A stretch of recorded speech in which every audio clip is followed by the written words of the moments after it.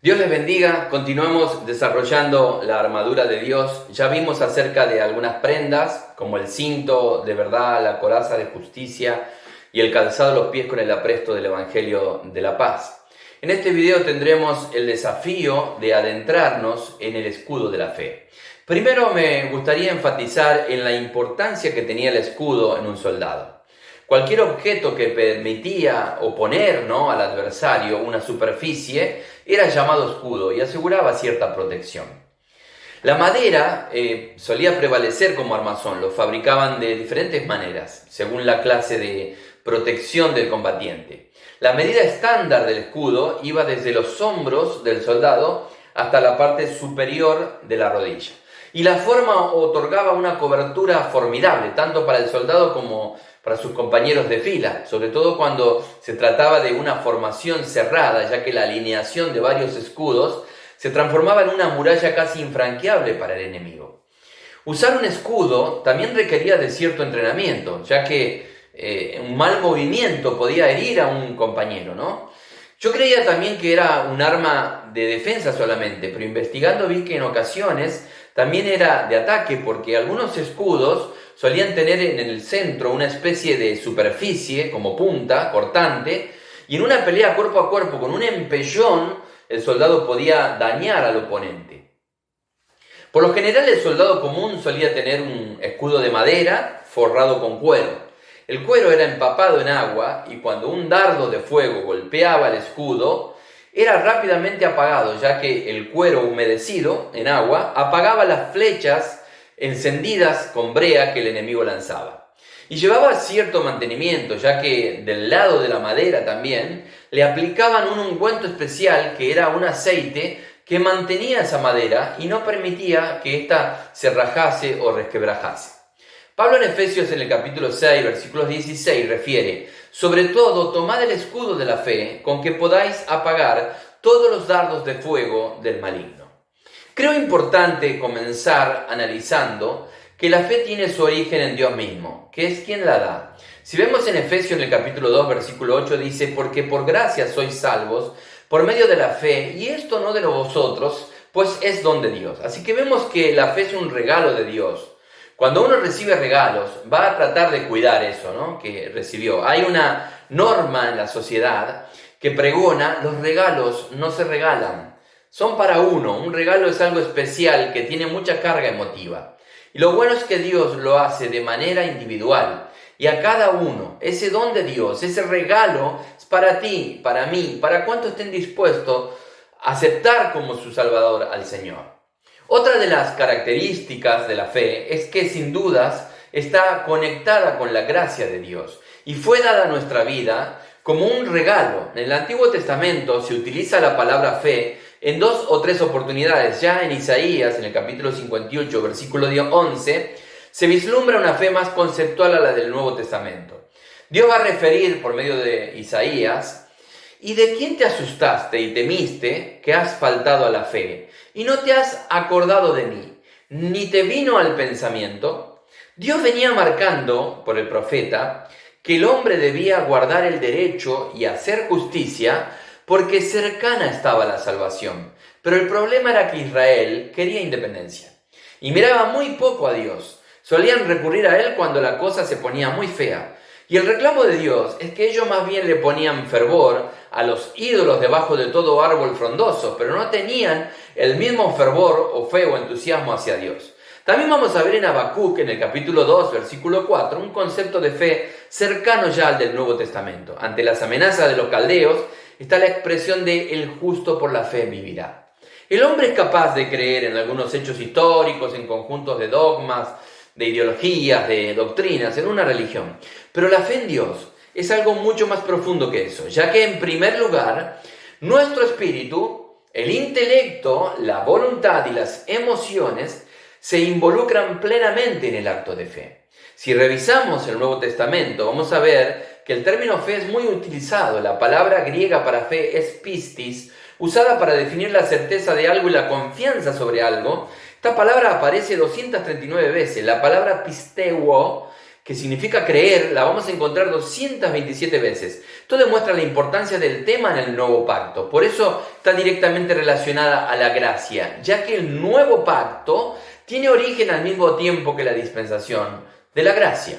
La fe es un elemento indispensable en nuestra vida, sobre todo en nuestra vida espiritual, ¿no? En Hebreos, en el capítulo 11, versículo 6, refiere: pero sin fe es imposible agradar a Dios, porque es necesario que el que se acerca a Dios crea que le hay y que es galardonador de los que le buscan. De eso va la fe. El primer fundamento de su sustrato, o la base misma de la fe, tiene que ver con que cada uno de nosotros que decidimos aceptar a Dios como nuestro Señor es porque en primer lugar creemos en su existencia. Aunque no le veamos, ¿no? La creación ya habla de quién es nuestro Dios. Ahora la fe puesta en Dios es activa, por tanto debería afectar nuestro obrar. El apóstol Santiago va a referir que la fe sin obras es muerta. Si bien no tenemos que realizar ninguna obra para obtener la salvación, la fe genuina en Dios será un motor, una fuerza que nada la detendrá y redundará en obras. El tema aquí es poner el caballo adelante del carro, ¿no? Y no al revés. El caballo o la fuerza es la fe en Dios, que moverá el carro, las obras. ¿Y por qué es importante este ejemplo, ¿no? Del caballo con el carro? Porque puede pasar que nuestro obrar no provenga de nuestra fe puesta en Dios. Y lamentablemente eso es pecado. Eso le refiere el apóstol Pablo, ¿no? A los romanos en el capítulo 14, versículos 23, perdón. Y todo lo que no proviene de la fe es pecado. Ahora, apelando a la armadura, que era el escudo, recuerdan, les dije que el cuero del escudo solían empaparlo en agua, y eso era para apagar los dardos de fuego del enemigo. El agua simbólicamente representa la palabra de Dios. En Isaías encontramos en el capítulo 55, versículos 10 y 11, que dice: porque como desciende del cielo la lluvia y la nieve, y no vuelve allá, sino que riega la tierra y la hace germinar y producir, y da semilla al que siembra, y pan al que come, así será mi palabra que sale de mi boca, no volverá a mí vacía, sino que hará lo que yo quiero, dice el Señor, y será prosperada en aquello para que la envíe. La palabra de Dios tiene en el plano espiritual la misma función del agua. Puede limpiar, regenerar, dar vida.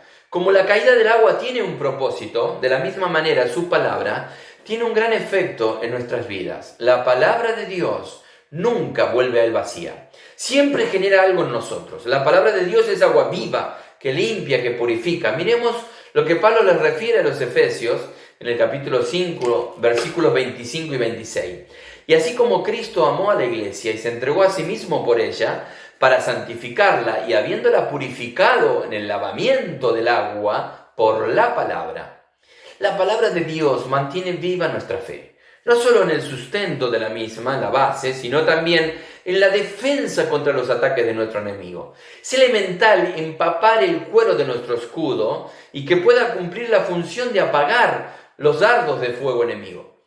Debemos ir a Jesús y beber del agua viva, ¿no? Y creer en Él, que es básicamente el sustrato de la fe cristiana. Juan escribe que en el último y gran día de la fiesta Jesús se puso en pie y alzó la voz diciendo: si alguno tiene sed, venga a mí y beba. El que cree en mí, ahí está la fe.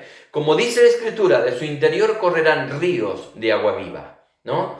Y es la palabra, ¿no? que nos inundará. Cuando la palabra de Dios fluye en la vida de las personas, es muy evidente.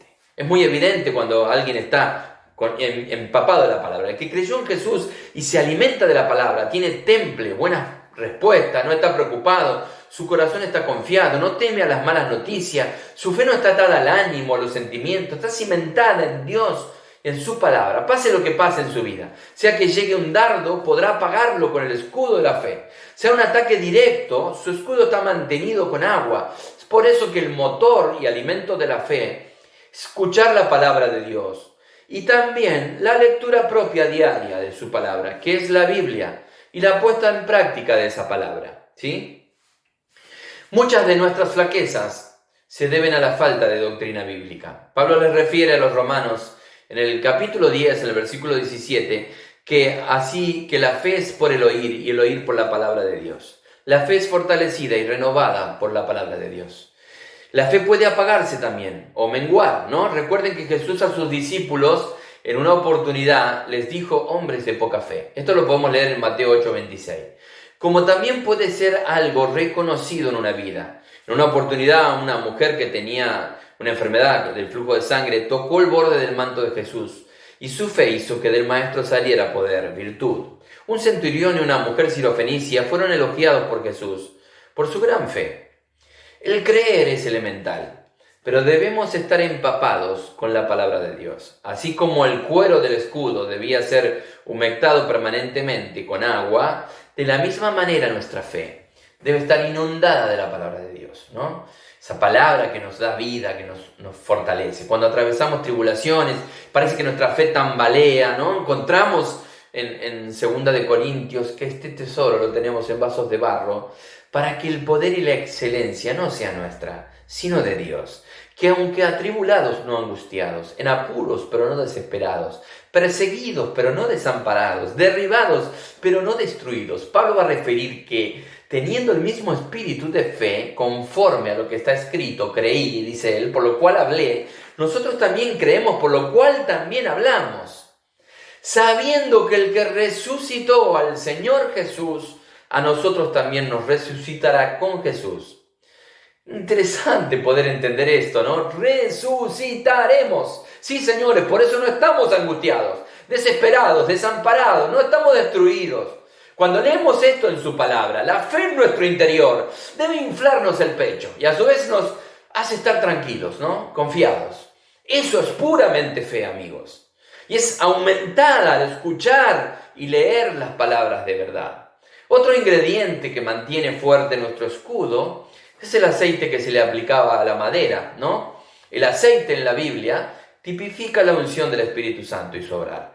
¿Quién nos guiará a la verdad? Fíjense lo que dice 1 Samuel capítulo 16, verso 13. La Biblia refiere: Samuel tomó el cuerno del aceite y lo ungió en medio de sus hermanos, y desde aquel día en adelante el Espíritu de Jehová vino sobre David. El aceite de su Santo Espíritu producirá una fe en nosotros que nos hará alumbrar a nuestro alrededor. En el capítulo 25 de Mateo, Jesús relata una parábola sobre el reino de los cielos que sería semejante a 10 vírgenes. Y en esa parábola, 5 tenían aceites y 5 no en sus lámparas. Y si hay algo que caracteriza al que vive en el reino de los cielos, aquí y ahora, es ese aceite del Espíritu Santo, que te hace alumbrar, ¿no? Que hace que tu fe brille en lo más alto, a pesar de las pruebas, aunque los dardos de fuego del maligno lleguen a nuestras vidas. Y eso puede ser un ataque directo u oculto, aunque llegue la tentación, el miedo, la amargura, el enojo, toda mentira del diablo sobre nuestras vidas. Deben encontrarse con una fe fuerte, empapada en la palabra de verdad y llenos del Espíritu de verdad. Otro de los aspectos que veo al investigar sobre los escudos es una fe comunitaria, ya que varios escudos unidos hacían una muralla infranqueable. Y el ver a un hermano debilitado en la fe no puede darme lo mismo. Debo sostenerlo en oración primeramente, pero también compartiéndole una palabra de parte de Dios. La unidad en el cuerpo de Cristo es esencial para la permanencia del Espíritu Santo de Dios en la iglesia, ya que la iglesia primitiva, cuando recibió la llenura del Espíritu Santo, estaban todos unánimes, juntos, como esos escudos, ¿no? Uno al lado del otro, resistiendo al acusador, al mentiroso, al destructor. Armarse con el escudo de la fe de manera comunitaria es permitir que Cristo habite plenamente en su iglesia, que el Espíritu Santo llene al cuerpo en plenitud, para poder contrarrestar en el mundo espiritual todo ataque, sean de huestes, de potestades, de gobernadores o de principados, todos vencidos por Cristo en la cruz del Calvario. Por eso es importante creer de manera tal que podamos aferrarnos deliberadamente y con firmeza a Dios, permitiendo al Espíritu de verdad que nos unja cada día y dirija nuestros pasos y ser empapados a diario por la palabra de Dios. Estas son las bases, amigos, el sustrato esencial de nuestra fe, las columnas vertebrales de nuestra creencia en Dios. Aleluya, cuando el Nuevo Testamento habla de fe, por lo general se está haciendo referencia o alusión a lo que se llama en el lenguaje teológico una fe salvadora, que va mucho más lejos, ya que encierra una confianza absoluta en Dios y su palabra. Es una entrega de todo el ser a Dios, en quien creemos y confiamos, pase lo que pase en nuestra vida. Vamos a orar. Señor, venimos ante ti en fe. Ruego que quien vio este video y escuche esta oración pueda poner su confianza en ti y aumentar su fe. Pido en el nombre de Jesús que todo espíritu de incredulidad sea desarraigado de las vidas de aquellos que te recibieron por Señor. Padre, fortalece nuestra fe de tal modo que podamos resistir todo embate del enemigo, sabiendo que levantaste de los muertos a Jesucristo y lo mismo harás con nosotros. Alabo y bendigo tu nombre, amado de mi alma, porque escondiste esto de sabios y entendido y nos lo revelaste a nosotros, pequeños pero grandes en ti, Señor. Alienta a tus hijos que su fe sea agigantada. Nos unimos al clamor de tus discípulos, Jesús. Aumentanos la fe y escucharemos de ti que si tuviéramos fe como un granito de mostaza, podríamos decirle a un árbol: desarráigate y plántate en el mar, y eso sería hecho. Mira cuántos árboles debemos llevarlos al mar. Te pido que sostengas a mis hermanos, a tu iglesia en la fe, Señor, para que cuando haya acabado todo y vengas por nosotros, podamos estar firmes, resistiendo, habiendo acabado nuestra carrera con honor, con fe, con gracia. Padre, te ruego en el nombre de Jesús que tu obra redentora y salvadora opere en la vida de quienes escuchan esta oración. Gracias, Señor, por oírnos.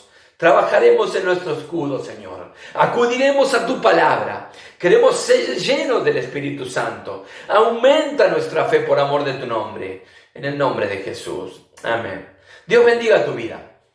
Tu fe sea fortalecida y aumentada en Dios. La paz del Señor, que sobrepasa todo entendimiento, gobierne nuestros corazones en Cristo Jesús.